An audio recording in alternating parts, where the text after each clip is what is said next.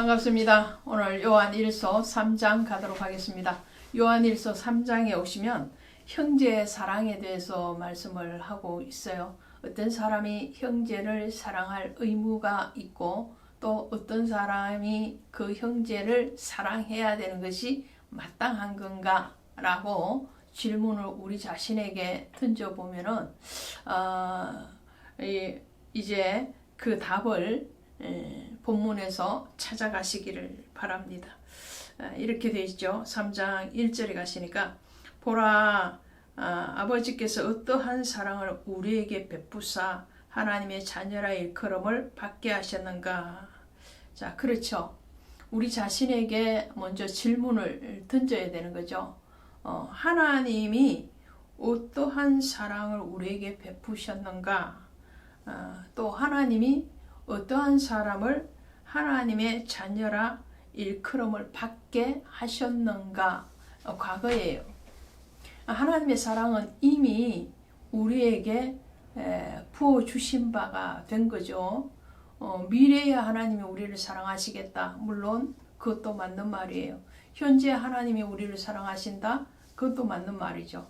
그런데 그 사랑은 이미 우리에게 주어졌고 과거에 주어졌고 현재 진행형이고 또 미래에도 계속적으로 함께 하시겠다는 약속이죠. 그러므로 하나님이 우리를 사랑하실 때 어떠한 사랑인가? 그것은 독생자 아들 예수 그리스도를 우리에게 주시는 사랑. 그 말씀은 곧 하나님 자신을 우리에게 주시는 사랑이었다라는 거예요. 그리고 하나님의 자녀라고 일컬음을 받게 하셨는가? 그것은 자녀 될 수 없는 자를 자녀 삼으셨다라는 거예요. 어떤 조건이 맞아서 그리고 내 마음에 맞아서 그래서 하나님의 자녀를 삼으신 것이 아니고 하나님의 사랑을 주신 것이 아니고 아무런 조건도 없고 또 아무런 그 자격이 주어진 자격된 행동을 하지 아니함에도 불구하고 하나님이 일방적으로 우리를 사랑하셨다는 거예요. 왜? 우리가 먼저 하나님을 안 것이 아니고 우리가 먼저 하나님을 사랑한 것이 아니고 하나님이 먼저 사랑하신 거예요. 먼저 사랑하시되 자신을 내어주기까지 사랑하신 거예요. 그 사랑을 우리가 입었다는 거예요. 그런 사랑을 입었기 때문에 우리도 그를 사랑해야 되는 것은 마땅할 뿐만 아니라 그에게서 받은 그 사랑을 형제의 사랑으로 나아가야 된다라는 말씀을 하는 거죠. 자, 이래서 6절에 보시니까 그 안에 거하는 자마다 범죄하지 아니하나니 범죄하는 자마다 그를 보지도 못하였고 그를 알지도 못하였느니라 그랬어요. 그러니까 예수 그리스도 안에 있다 그러면 범죄하지 않는 것이다. 왜? 하나님은 거룩의 영이시고 하나님은 성결의 영이시고 하나님은 무죄하신 분이시기 때문에 그 하나님 안에 거하면 하나님의 속성을 담게 되어 있다라는 거죠. 그 하나님의 속성을 닮은 자가 하나님 앞에 오의롭다함을 얻는 것은 마땅하다라는 말을 하는 거죠. 그리고 또 이렇게 있습니다. 9절에 보시니까 하나님께로부터 난 자마다 죄를 짓지 아니하나니 이는 하나님의 씨가 그 속에 거하며 그도 범죄하지 못하게 하는 것은 하나님께로부터 났음이니라. 그러죠. 하나님의 속성이라고 제가 말씀을 드렸어요. 하나님의 씨, 이 씨, 하나님의 씨가 우리 안에 있대 이러는 거예요. 그 하나님의 씨는 방금 말씀드린 것처럼 하나님의 성품이에요. 베드로 후서 1장 4절에 가면 신의 성품 이렇게 말씀을 하죠. 하나님은 지정의로 우리를 창조하셨어요. 하나님의 형상, 하나님의 모양으로 우리를 창조하셨다. 하나님의 내면적인 인격체로 우리를 만드셨기 때문에 그 하나님을 영접하는 자 속에는 하나님의 성품, 하나님의 영이 거하는 거예요. 그러므로 그 하나님의 씨가 우리 속에 하나님의 성품, 하나님의 인격, 하나님의 모든 형상을 우리가 지녔기 때문에 그 하나님이 나타나는 거예요. 이제 우리가 나타나는 것이 우리 속 사람이 옛 사람이 나타나는 것이 아니라 새 사람이 나타나는 것이다 라는 거예요. 그리고 또 하나님의 씨라는 것은 말씀이죠. 마태복음 13장에 겨자씨의 비유나 또 씨 뿌리는 비유에서 말을 하고 있죠. 그리고 동일한 비유인 마가복음 4장 14절에 가시면 이 씨는 말씀이라 그랬어요. 씨가 뿌려졌다, 말씀이 뿌려졌다라는 거예요. 그러므로 하나님의 말씀이 있다는 것은 하나님이 있다는 것이고 그 하나님이 있는 사람은 하나님의 성품, 하나님의 마음으로 행하게 되어 있다는 거예요. 그러므로 범죄에 내어준 바 되어지지 않는다는 거예요. 우리 자신을 범죄에 허용하지 않는다는 거예요. 어떤 사람이 범죄를 적게 저지르느냐? 정말 하나님의 영에 감동된 사람, 하나님의 영에 감동된 사람은 하나님의 영으로 행하기 때문에 그렇다는 거예요.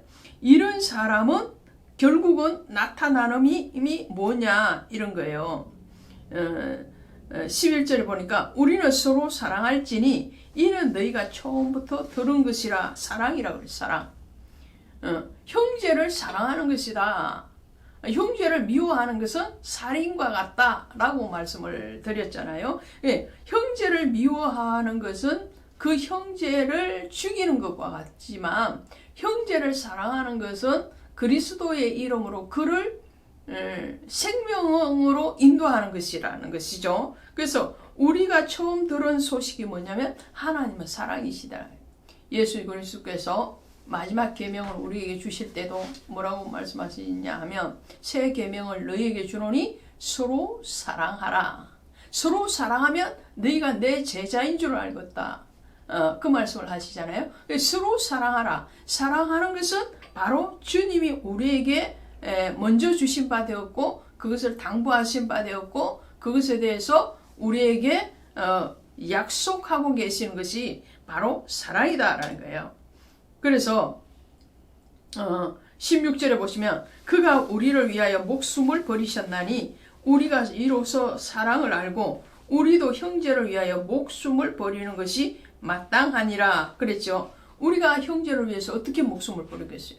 예수님께서는 우리를 위해서 목숨을 버리셨어요. 그분은 실질적으로 하나님이심에도 불구하고 인간의 몸으로 오셨을 뿐만 아니라 우리를 위해서 십자가 위에서 물과 피를 다 쏟으셔서 죽으셨어요. 목숨을 버리셨어요. 목숨을 버리는 것보다 더한 사랑이 없는데 그 사랑을 하나님은 하셨다라는 거예요. 그러면 그 사랑을 받은 우리가 형제를 사랑하라. 그것이 마땅하니라 그랬어요. 그 마땅한 사랑을 하는데 목숨을 버리는 사랑을 해라. 우리가 어떻게 목숨을 버리겠느냐 이런 말이에요. 아무리 사랑하는 자식이라 할지라도 아무리 사랑하는 배우자라 할지라도 연인이라 할지라도 그를 위해서 목숨을 버리기는 쉽지 않죠. 그럴 수 없는 상황이죠. 버리고 싶으나 버릴 수 없는 것이 그것이 현실인데 그런데 오늘 말씀은 형제를 위해서 목숨을 버려라. 그럼 그 목숨을 버리는 것이 어떻게 버리겠느냐. 그것은 사랑하는 겁니다. 주님의 이름으로 사랑하는 것이고 주님의 이름으로 축복하는 것이고 주님의 말씀의 씨를 그에게 주는 거예요.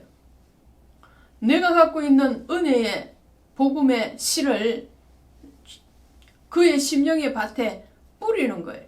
그것이 바로 사랑이에요. 하늘의 미랄이 땅에 떨어져 죽으면 그러냐. 미랄 대신 예수 그리스도였고 두 번째 미랄이 되어야 되는 것은 우리의 헌신과 사랑이라는 것을 말씀을 합니다. 18절에 보면 자녀들아 우리가 말과 혀로만 사랑하지 말고 행함과 진실함으로 하자 그랬죠. 참 부끄러운 말씀이에요. 저 자신을 돌아봐도 말과 입으로는 많이 사랑을 하는데 행동으로 사랑이 잘 안 되거든요. 그 안 되는 것을 아시는 거예요. 아시는 그 하나님이 우리에게 다시 당부하시는 거예요. 말과 혀로만 사랑하지 말고 진실함과 행함으로 해라. 진실과 행함으로 해라. 이 행함으로 하는 것이 바로 사랑이다. 그리고 진리에 속한 자는 어떻게 해요? 진리에 속한 사람은 바로 그 사랑을 행하는 사람이다. 진리도 행하는 것이고 그리고 사랑도 행하는 것이다라는 거예요. 공통점이죠. 말씀을 안다 하면서도 그 말씀을 지키지 않는 자는 그 말씀을 제대로 알지 못하는 것이고, 사랑을 한다 하면서도 그 사랑의 행위가 드러나지 않으면 진정한 사랑이 아닌 것은 공통점이죠. 그러므로 하나님의 사랑을 입었다는 그 은혜에 확신이 있는 우리에게는 반드시 그 사랑에 대한 실천이 있어야 되고, 하나님의 말씀의 씨를 받았으면 그 씨 받음에 대해서 반드시 행함으로 나타나야 된다라는 것을 말씀을 드립니다.